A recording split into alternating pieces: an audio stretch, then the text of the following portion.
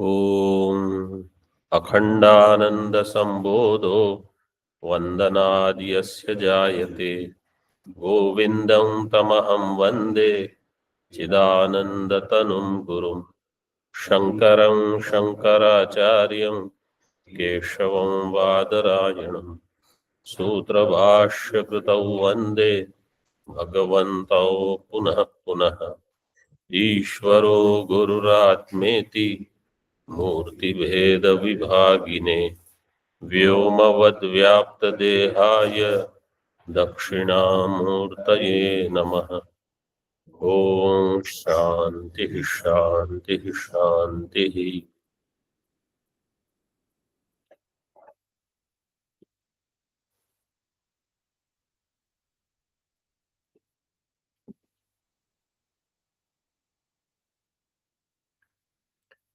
धन दोष निरूपण 71 श्लोक से आरंभ करके 84 तक हमने देखा, 83 तक। अब इसका अंतिम श्लोक है 84 श्लोक 84। तस्मादनर्थस्य निदानमर्थः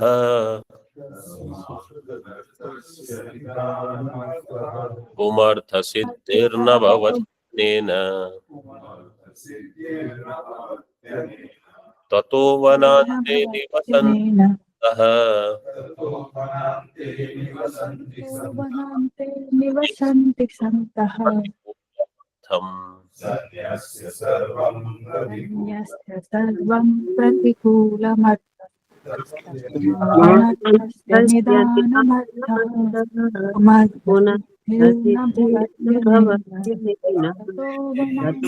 निवसन्ति सन्तः सन्न्यस्य सर्वं प्रतिकूलमर्थम्। इसका अन्वय कैसे होगा?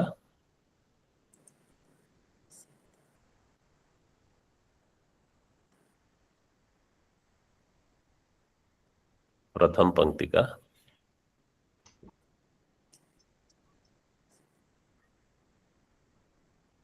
तस्मात् अर्थः अनर्थस्य निदानं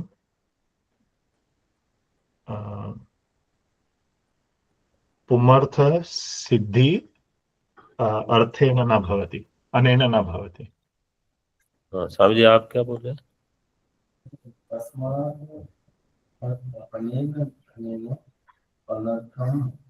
अनर्थस्य पुमर्थं सिद्धि निदानं।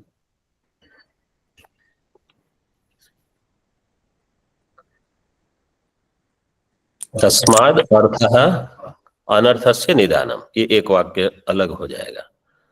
निदानम मूल कारणम, अर्थः अनर्थस्य निदानम।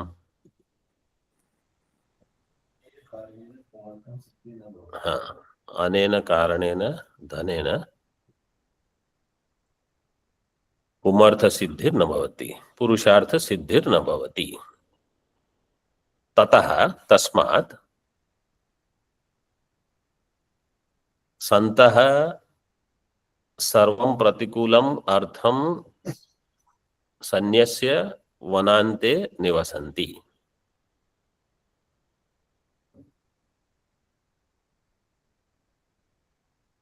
भाष्यकार ने जैसे भजगोविंद में कहा अर्थम अनर्थम भावय नित्यम, ये उसी का जो अर्थ है वो अनर्थ का कारण है वो बताया। अर्थः अनर्थस्य निदानम अनेन अनेन धनेन कारणेन पुमर्थ सिद्धिर न भवति, पुरुषार्थ की सिद्धि नहीं होगी। इसलिए संतः ततः संतः वनान्ते निवसन्ति सर्वं प्रतिकूलम अर्थम सन्न्यस्य, अर्थ जो कि हर प्रकार से प्रतिकूल है उसका सन्यास करके वनान्ते निवसन्ति। वनान्ते का अर्थ है वने। जैसे कठोपनिषद वगैरह में आता है स्वप्नांतम च जागरितांतम च, आता है ना। स्वप्नांतम का अर्थ क्या है? स्वप्न। जागृतांत का अर्थ वहां जागृत, ऐसे लेना है। दो प्रकार से अर्थ करते हैं, ये सरल अर्थ है।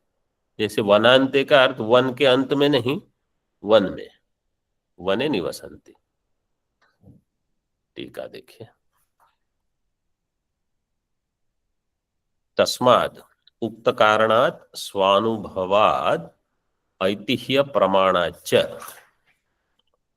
अर्थो धनम अनर्थस्य निदानम मूल कारणम अस्ति। तस्माद् उक्त कारणात्, इस ये जो 14-15 श्लोक 13 श्लोक हुए, इन सब कारणों को लेकर, उक्त कारणात् स्वानुभवात्, और ये हमारा अनुभव है, मतलब हमारी व्याप्ति है, हमको ये ज्ञान होता है कि अर्थ के कारण भय होता है, अर्थ के कारण क्रोध, लोभ, मात्सर्य सब हो सकता है, तो स्वानुभवात्।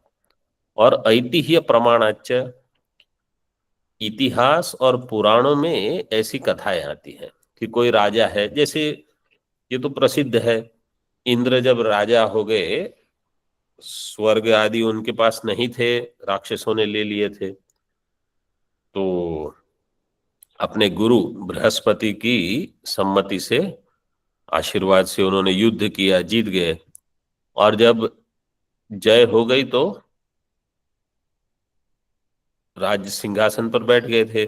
फिर बृहस्पति जब सभा में प्रवेश करते हैं, इंद्र उनको सम्मान नहीं देते, ये प्रसिद्ध कथा है।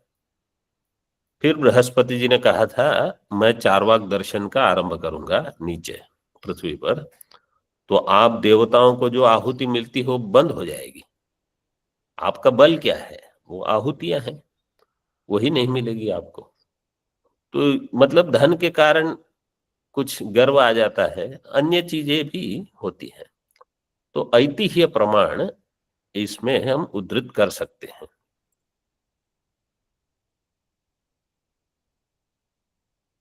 ऐतिह्य प्रमाणाच्च अर्थो धनम अनर्थस्य निदानम, वास्तव में वो वेद है, वेद का इतिहास कहा जाएगा। अन्य इतिहास पुराण में भी ऐसा होता है। धनम अनर्थस्य निदानम मूल कारणम अस्ति। अनेन पुमर्थ सिद्धि, पुंसो अर्थः पुमर्थः, पुरुषार्थस्तस्य सिद्धि ही पुमर्थ सिद्धिर न भवति। पुरुषार्थ सिद्धि, मोक्ष की सिद्धि तो नहीं होगी। भाष्यकार ने तो यहां तक कह दिया कि चित्त शुद्धि भी नहीं होगी। चित्त शुद्धि का अर्थ है चित्त स्वस्थ नहीं रहेगा, क्योंकि ऐसा ही होगा जैसे घर में सर्प पड़ा हो, तो आप अस्वस्थ रहोगे।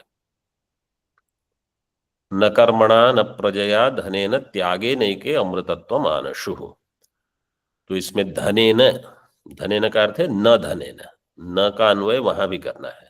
जैसे न कर्मणा न प्रजया न धनेन अमृतत्वम आनशु, किंतु त्यागेन एके अमृतत्व। धन से अमृतत्व की प्राप्ति नहीं होगी। ये बृहदारण्यक में कहा,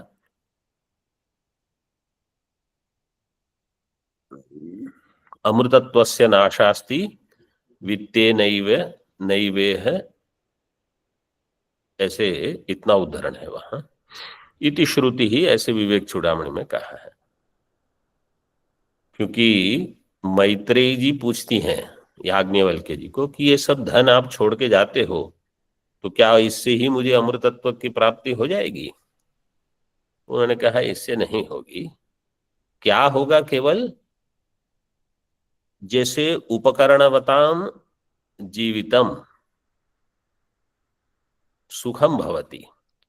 उपकरण का अर्थ है जिनके घर में बहुत सारी चीजें हो, कुछ जैसे एसी हो, हीटर हो, गीजर हो, ये हो वो हो, तो सुविधा रहती है जीवन में। ये हो जाएगा आपको, मोक्ष नहीं होगा। ऐसे याज्ञवल्क्य जी कहते हैं उपकरणवताम जीवितम। तो अमृतत्वम त्यागे न एके ततस तस्मात् सन्तः सत्पुरुषाः विद्वज्जनः, विद्वज्जन यहाँ विवेकी, प्रतिकूलम अर्थम सर्वम सन्यस्य परित्यज्य वनान्ते निवसन्ति। ये प्रतिकूलम अर्थम, धन जो है वो प्रतिकूल है, इसको समझकर सर्वम सन्यस्य वनान्ते निवसन्ति।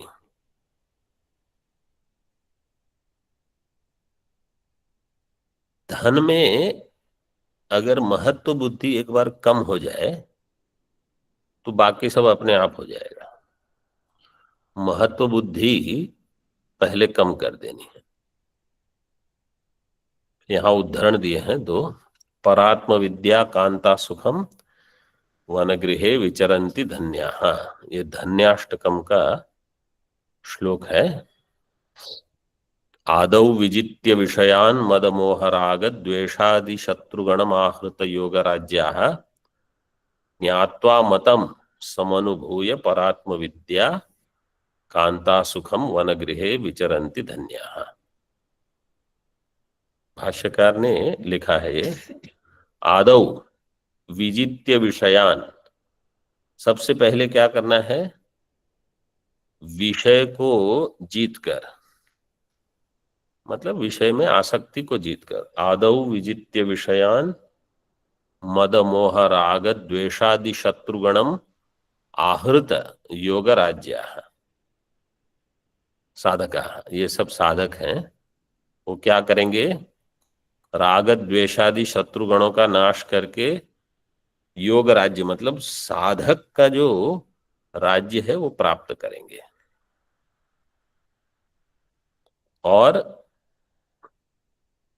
ज्ञात्वा मतम समनुभूय, मतम वेदांत मतम सम्यक अनुभूय परात्म विद्या कांता सुखम। अब वन में जाएंगे तो गृहस्थ समझो थे पहले, तो वन में हमारी कांता कौन रहेगी, तो कहा आत्मविद्या। आत्मविद्या आपकी कांता है, मतलब आपके साथ रहेगी।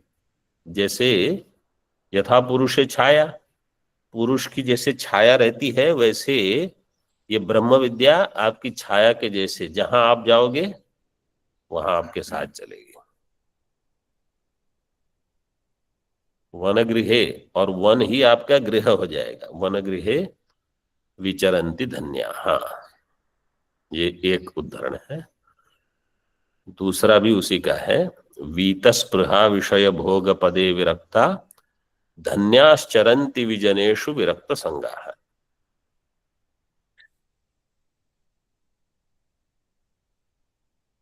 त्यक्त्वा गृहे रतिमधोगति हेतु भूताम आत्मेच्छयोपनिषदर्थ रसम पिबन्तः। ये पहली दो पंक्तियां हैं। गृहे रतिम अधोगति हेतुम, अधोगति हेतु भूताम रतिम त्यक्त्वा, गृह में रति छोड़कर क्या करते हैं, रसम पिबन्तः, रसम पीते हैं। कौन सी रसम, उपनिषद अर्थ रसम, उपनिषद का जो अर्थ है उसका पान करते हैं।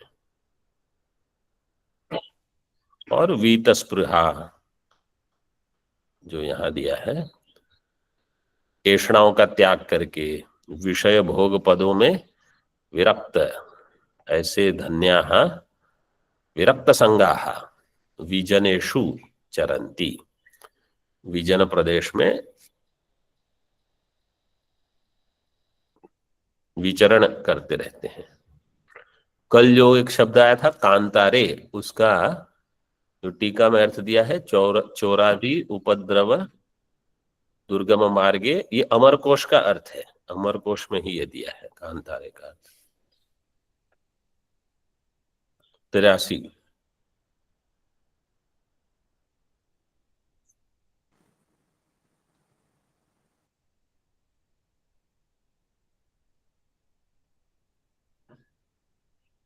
धन्याः। अब विरक्ति फल का उपसंहार करते हैं। विरक्ति फलोपसंहार है, ये बहुत ही सुंदर श्लोक इसलिए है कि भगवान भाष्यकार कैसे सोचते हैं। देखो क्या सुंदर वर्णन किया है। ये भी शार्दुल विक्रीडित में है। श्रद्धा भक्ति मतिम सतिम गुणवतीम पुत्रान श्रुतान सम्मता गुणवतीं पुत्रं सम्मता नक्षय्यं वसुधानुविभवैः श्री सुंदरम मंदिरम यं वसुधानुभोगविभवैः सुन्दरं मन्दिरम् सर्वं नश्वरमित्यवेत्य कवयः श्रुत्युक्तिभिर्युक्तिभिः सर्वं नश्वरमित्यवेत्य कवयः श्रुतिभिर्युक्तिभिः न्यस्यन्त्यपरे तत्सुखमिति भ्राम्यन्ति दुःखार्णवे। अन्यत्यन्त्यपरे तु तत्सुखं प्राप्यन्ते दुःखार्णवे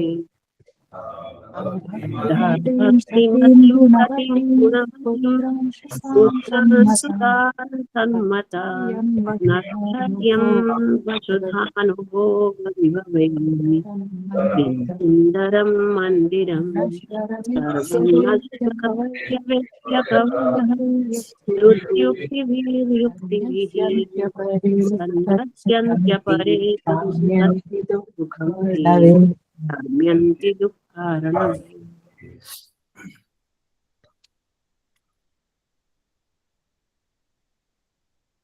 दो प्रकार के यहाँ साधकों का, दो प्रकार के जीवों का वर्णन है। एक है कवया कवयः सन्न्यस्यन्ति, तृतीय पाद में है कवयः कवयः सन्न्यस्यन्ति और अपरे तु भ्राम्यन्ति। दो प्रकार के जीव होते हैं। यहां कवय से क्रांतदर्शी लेने की आवश्यकता नहीं है, ले सकते हैं, लेकिन विवेकी, खासकर जिनके पास विवेक है, क्योंकि सन्यास दो प्रकार के हैं। विविदिशा सन्यास भी है, तो अब तो ब्रह्म ज्ञान हुआ नहीं है उनको। कवयः का क्रांतदर्शी अर्थ करोगे तो केवल विद्वत सन्यास में ही घटेगा। इसलिए दोनों प्रकार से हम ले सकते हैं, विवेकी भी हो सकते हैं अथवा ज्ञानी भी हो सकते हैं। ऐसे अन्वय देखिए, श्रद्धा भक्ति मतिम सतिम गुणवतीम पुत्रान श्रुतान सम्मतान। अन्वय लगभग ऐसे ही है। अक्षय्यम वसुधानुभोग विभवैः श्री सुंदरम मंदिरम सर्वम नश्वरम इति अवेत्य कवयः श्रुति युक्तिभिः श्रुति उक्तिभिः युक्तिभिः सन्न्यस्यन्ति अपरे तु दुःखार्णवे तत्सुखम इति भ्राम्यन्ति। सन्यास कौन लेगा, इसका महत्व कब सिद्ध होगा? देखो यहां कैसे भाष्यकार देते हैं। समझो कोई व्यक्ति है, उसके घर में एक बहुत ही सुंदर स्त्री है, उसकी पत्नी। केवल सुंदर नहीं है, श्रद्धा भक्ति मति, श्रद्धा भक्ति से भरपूर है, सती है, सती स्त्री मतलब पतिव्रता बिल्कुल, और गुणवती है, अनेक गुण वाली है। ऐसी स्त्री न केवल स्त्री है, पुत्रों को भी जन्म देती है। पुत्रान उत्पादयन्ति, समझो पुत्रों को जन्म देती है। वो कैसे पुत्र होंगे? श्रुतान, सम्मतान, जो वेद का अध्ययन करेंगे, श्रवण करेंगे वेदों का, और शास्त्र में जैसे कर्म बताए हैं सब कर्म करेंगे, पितरों के लिए श्राद्ध आदि तर्पण आदि करेंगे, सारे जो जो श्रुतियों में वर्णित है संस्कार उनका अनुपालन करेंगे। और वो कैसे घर में रहते हैं, जहां अक्षयम सुखम है, मतलब ऐसे नहीं कि घर में परिस्थिति ऐसी है कि सभी लोग संन्यास लेके कहीं आश्रम में जाके रहें तो बहुत अच्छा है, नहीं। अक्षयम सुखम कैसा, वसुधा अनुभोग विभवई ही श्री सुंदरम मंदिरम, मंदिरम गृहम, ऐसा गृह है जो वसुधा, पृथ्वी के इतने सारे भोग हैं, वैभव हैं, इन सब से भरा हुआ है वो घर, और सुंदर, मतलब जिसमें कोई व्यक्ति अगर रहेगा तो उसका सुख कैसा होगा, इसकी कल्पना आप करो। इतनी सुंदर स्त्री है, गुणवती स्त्री है, श्रद्धा भक्ति वाली है, पुत्रों को जन्म दिया है, पुत्र गुणवान है, शास्त्र का अध्ययन करते हैं, अनुपालन करते हैं, गृह है साधन संपत्ति वैभव से भरा हुआ, इन सब को जो छोड़ देगा, किस बुद्धि से, सर्वम नश्वरम। अब मुझे बताओ, जिनके पास ये सब नहीं है उनको ही गृह छोड़ने की इच्छा नहीं होती, जिनके पास ये सब है वो अगर गृह छोड़ देंगे, वो है कवयः। सर्वम नश्वरम इति अवेत्य, अवेत्य अवगम्य ज्ञात्वा, इसको जान करके, कैसे जाना, श्रुति उक्ति भी और युक्ति भी। उक्ति मतलब आप्त पुरुष के वचन, सब सत्संग महात्माओं से सीधे सुनते हैं। आरंभ में सभी लोग शास्त्र का श्रवण नहीं करते, सत्संग यहाँ वहां सुनते हैं, उनको देखते हैं, तो श्रुति उक्ति भी और युक्ति फिर लगाते हैं कि सर्वम नश्वरम। कैसे सर्वम नश्वरम, वो हमने देखा है, यहाँ टीका में भी विस्तार से देंगे। युक्ति भी संन्यस्य संन्यस्यन्ति, जो तैत्तिरीय उपनिषद में कहा एको मानुष आनंद है, कैसे दिया है, युवा स्यात् साधु युवा ध्यायकः आशिष्ठो दृढ़िष्ठो बलिष्ठः तस्येयं सर्वा पृथ्वी वित्तस्य पूर्णा स्यात् स एको मानुष आनंदः। ये एक मानुष आनंद को ही यहाँ भाष्यकार ने अन्य शब्दों में वर्णन किया है उसका, कि मनुष्य का आनंद क्या होगा। मतलब ऐसा गृहस्थ, एक कल्पना करो कि जिसके घर में आनंद हमेशा रहे, वह गृहस्थ जब घर छोड़ के निकल जाएंगे, संन्यास लेंगे, तब आप समझ लो वो इस मार्ग पर ठीक ठीक चलेंगे, क्योंकि उन्होंने सब देख लिया है और उनका विवेक इतना दृढ़ है। वहां परीक्ष लोकान वास्तव में हुआ है।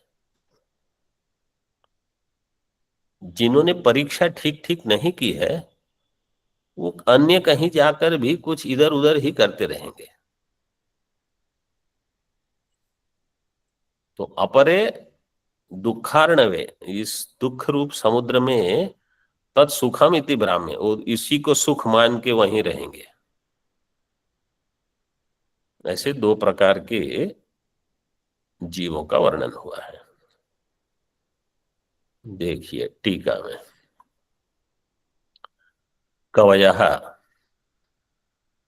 सर्वम एतद् विदित्वा किं कुर्वन्ति, ये सब जानकर वो क्या करते हैं, सर्वम संन्यस्यन्ति, सब कुछ छोड़ देते हैं। सब कुछ छोड़ना मतलब क्या छोड़ना, किम संन्यस्यन्ति इति उच्यते, मतलब ये सब छोड़ने का सामर्थ्य हो। जिसके घर में समझो पत्नी है, रोज कुछ cut cut cut cut cut cut करती रहती है, अब वो सन्यास लेंगे उसमें कुछ महत्ता नहीं है, क्योंकि उनको वहां से भागना है। जिनके घर में अगर बच्चे हैं और रोज झगड़ा करते हैं और ना कोई पढ़ाई करता है, सब गलत रास्ते पर हैं, वो कहेंगे मुझे सन्यास लेना है। वो जैसे धुंधुकारी के पिता आत्मदेव, वो तो होगा, क्योंकि घर में रहकर वो दुखी हो जाएंगे। उससे तो अच्छा उनको लगता है कि कहीं और भाग जाए। ये वास्तव वहां परीक्षा लोकान कहाँ हुआ? आपको लगा कि यहाँ ठीक नहीं तो वहां भागो, वहां ठीक नहीं तो वहां भागो, ये ऐसे नहीं होता।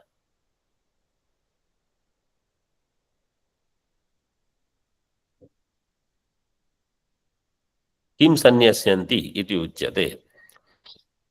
श्रद्धा भक्ति मतीम ईश्वरे वेदे च श्रद्धा। देखो श्रद्धा किस में हो, ईश्वर में और वेद दोनों में श्रद्धा जिसकी है, ऐसी स्त्री। श्रद्धा च भक्तिश्च, श्रद्धा भक्ति ते यस्याः स्तः सा श्रद्धा भक्तिमती ताम श्रद्धा भक्तिमतीम गुणवतीम सत्यशील सदाचारादि गुणाः यस्याम विद्यन्ते सा गुणवती। गुणवान स्त्री है, उसका वर्णन किया यहाँ। मतलब जो अधिक बोलने की जिसको आवश्यकता नहीं हो, आप केवल इशारा दो उनको समझ में आ जाए। और नहीं तो आप बोलोगे 5 मिनट तो वो बोलेंगे 15 मिनट, फिर आगे कहाँ गाड़ी चलेगी। सत्यशील सदाचारादि गुणाः यस्याम विद्यन्ते सा गुणवती ताम गुणवतीम सतीम पतिव्रताम। सतीम का अर्थ है पतिव्रताम। श्रुतान सम्मतान पुत्रान अधीत वेदान। श्रुतान सम्मतान पुत्रान का अर्थ है जो वेद का अध्ययन करने वाले हो, मतलब उनको भी वेद में ईश्वर में श्रद्धा हो, उनकी भी। पितरम प्रति अनुकूलान, और जो हमारे पितृ हैं उनके प्रति भी वो अनुकूल हो, ऐसे पुत्र। पितरम प्रति अनुकूलान पुत्रान। अक्षयम विभवैहि श्री सुंदरम मंदिरम। अक्षयम क्षयो न विद्यते यस्य तद अक्षयम।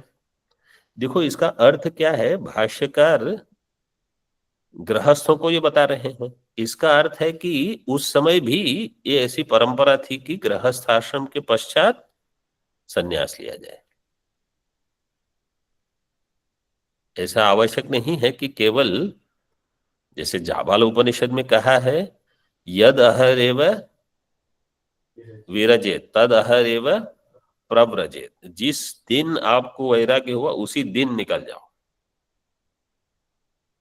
ब्रह्मचर्याद्वा गृहात्वा वनात्वा, किसी भी आश्रम से संन्यास आश्रम में आप प्रवेश कर सकते हो। तो ब्रह्मचर्य से भी होता है, लेकिन गृहस्थों से भी, गृहस्थ आश्रम से भी संन्यास आश्रम में प्रवेश होता है, होता भी था पहले।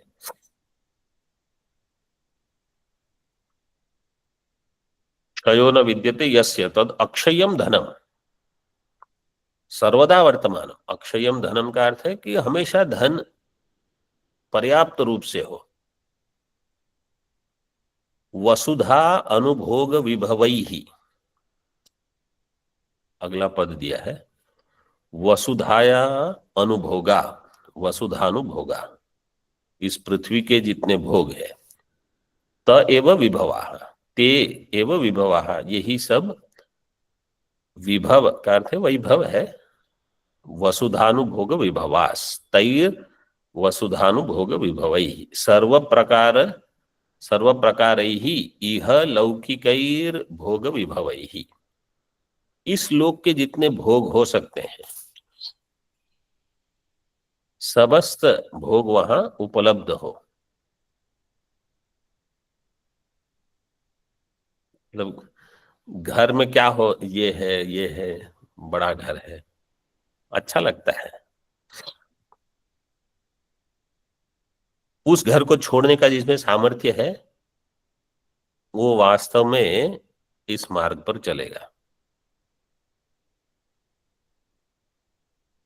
सर्व प्रकारैः इह लौकिकैर भोग विभवैः संपन्नम श्री सुंदरम मंदिरम, और घर भी ठीक से सजाया हुआ हो, सुंदर मंदिर। और गृह भी मंदिर जैसा हो। मंदिर शब्द का प्रयोग इसलिए करते थे वो। एतैः सर्वैः लक्षणया य एको मानुष आनंदः सवर्णितः, इन सबके द्वारा लक्षणा से बताया गया कि एक मनुष्य का आनंद है। अभी तो आपको ब्रह्मानंद चाहिए, ये सब छोड़ना पड़ेगा।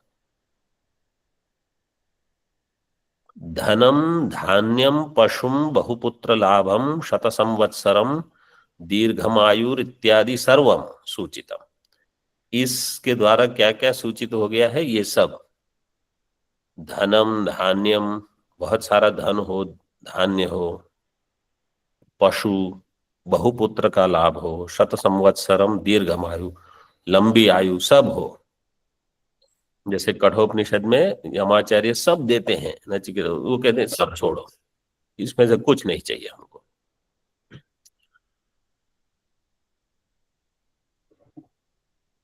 सर्वम सूचितम एतत् सर्वम नश्वरम, ये सब नश्वर है।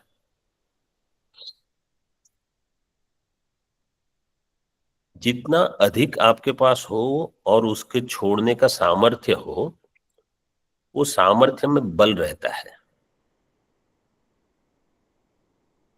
कम चीज हो और समझो छोड़ भी दिया तो कभी उससे अधिक प्राप्त हो सकता है, तो फिर से मन वहां चला जाएगा।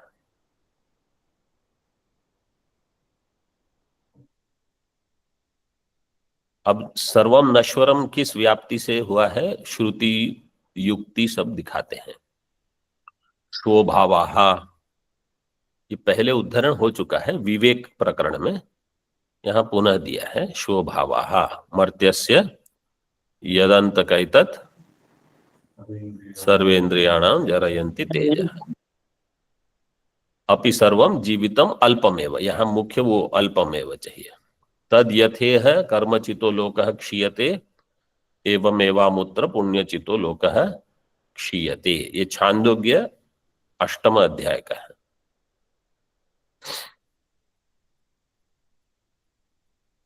जिस प्रकार कर्म से प्राप्त इहलोक का क्षय होगा, अमूत्र लोक का भी क्षय हो जाएगा।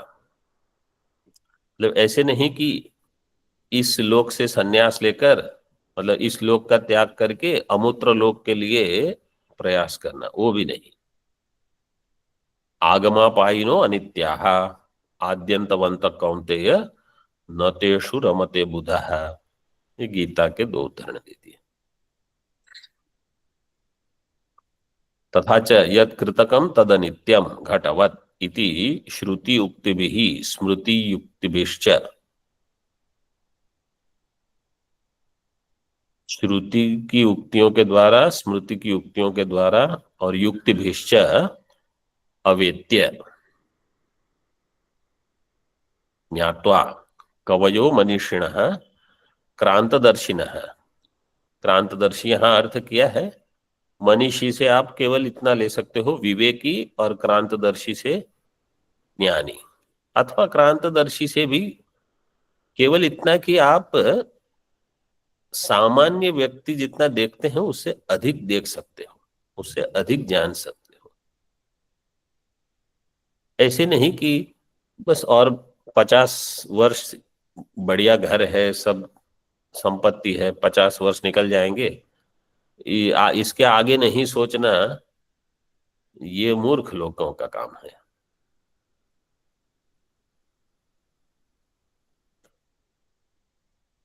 ये कुंभ में देखो कितने बड़ी बड़ी हस्तियां सब वहां स्नान करने पहुंच गई थी। इसका कारण क्या है? सबको पता है कि ये पुण्य विशेष जो है वो अन्य साधनों से प्राप्त नहीं है, तो लाभ मिल रहा है तो ले लो। ऐसे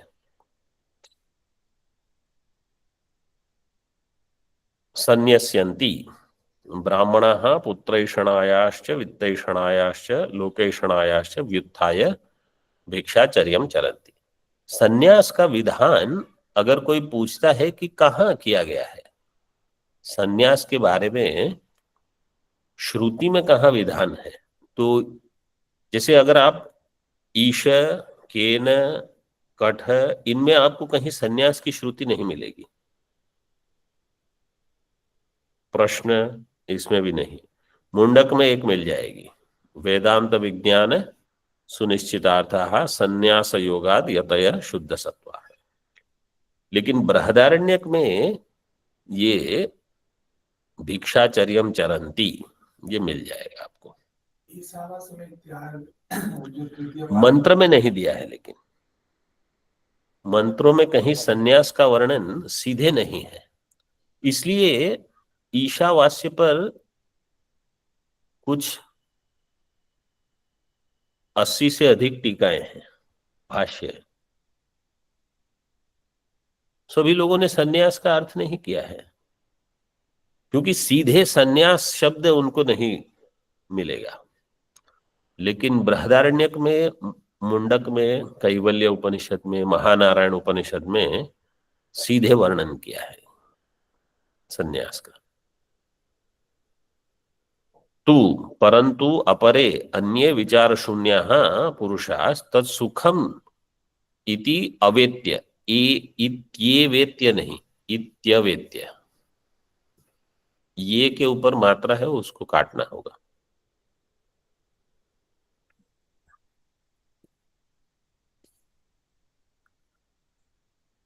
इति अवेत्य दुःखार्णवे, दुःखमेव आर्णवः तस्मिन् दुःखार्णवे भ्राम्यन्ति, उसी दुःखार्णव में घूमते रहते हैं। शेषास्तु भ्रम निलये परिभ्रमन्तः, ये भी उसी धन्याष्टक का ही उद्धरण है। किसी को याद है? प्रथम श्लोक है ये। तज्ज्ञानं प्रशमकरं यदिन्द्रियाणां तज्ज्ञेयं यदुपनिषत्सु निश्चितार्थं ते धन्या भुवि परमार्थनिश्चितेहाः शेषास्तु भ्रमनिलये परिभ्रमन्तः। तज्ज्ञानं प्रशमकरं यद इंद्रियाणां, यद इंद्रियाणां प्रशमकरं ज्ञानम तज्ज्ञानम। ज्ञान वो है जो इंद्रियों का प्रशम कर दे, मतलब इंद्रियां शांत हो जाए आपकी, तब समझो ज्ञान हो रहा है। और ऐसा ज्ञान जो इंद्रियों को और उत्तेजित करता है, वो ज्ञान नहीं है, वो अज्ञान है। और ज्ञेय क्या है? तज्ज्ञेयम यद उपनिषत्सु निश्चितार्थम, जो उपनिषदों में निश्चित अर्थ है वही ज्ञेय है। जो इनको जानेंगे वो धन्य है, बाकी सब भ्रम निलये परिभ्रमन्तः इति अपि उक्तम। अगला केवल श्लोक देख लेते हैं। सुखमिति मलराशौ ये रमन्तेऽत्र गेहे सुखमिति मलरासो ये रमन्ते मय इव कलत्र क्षेत्रपुत्रानुशक्त्या कृमयैव कलत्र क्षेत्रपुत्रानुक्षेत्रः सुरपद इव तेषां नैव मोक्षप्रसङ्गस् सुरपदैव तेषां नैव सैव प्रसङ्गः अपि तु निरयगर्भावास दुःखप्रवाहः त्वपि तु निलय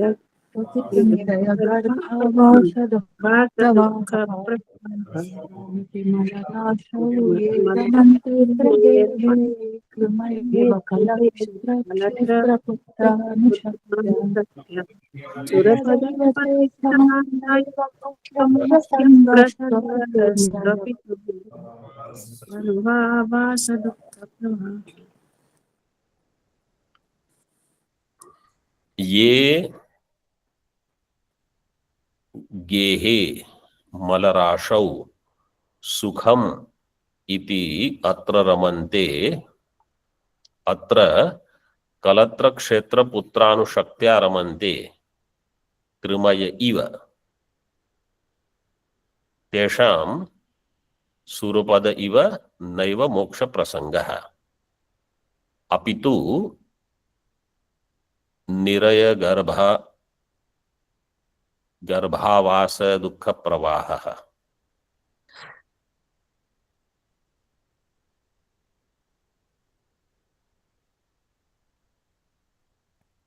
गर्भावास टीका में गर्भवास लिखा है, श्लोक में गर्भावास है, वो देख के बता देंगे आपको। कल का भी वो एक था चोर और चौर, उसको भी देख के बता देंगे। वैसे दोनों ठीक है, गर्भवास गर्भ आवास, गर्भवास दुःख प्रवाह। ओम पूर्णमदः पूर्णमिदं पूर्णात् पूर्णमुदच्यते पूर्णस्य पूर्णमादाय पूर्णमेवावशिष्यते। ओम शांति शांति शांति।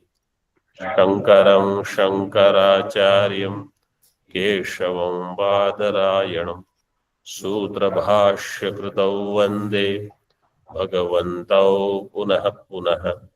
ईश्वरो गुरुरात्मेति मूर्तिभेद विभागिने व्योमवद्व्याप्तदेहाय दक्षिणामूर्तये नमः। ओम शांति शांति शांति।